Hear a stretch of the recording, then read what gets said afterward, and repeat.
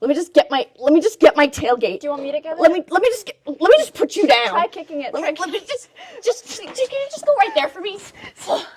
Thank you. Okay. Just 1 second. So our smart or proximity liftgate is available in a lot of our new Kia and Hyundai lineup. But what exactly does it do? Well, it gives you a hands-free trunk experience. And this isn't exclusive to vehicles with a power opening and closing liftgate. My Kia Forte has it, and all it takes is a smart key and some sensors. So Charlotte's going to demonstrate what exactly this does, and we're also going to teach you how to make sure this function's turned on to make your life easier. Let's talk about it. All right, so let's see how this works. So first things first, I'm gonna take the key, I'm gonna make sure my vehicle's locked, and then I don't need this anymore, so I'm just gonna put it in my pocket.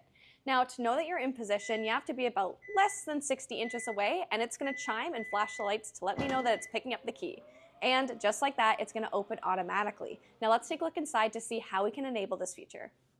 So for the purpose of today's video, we're going to be demonstrating this on the Kia Telluride, and we're going to be using the software that it has.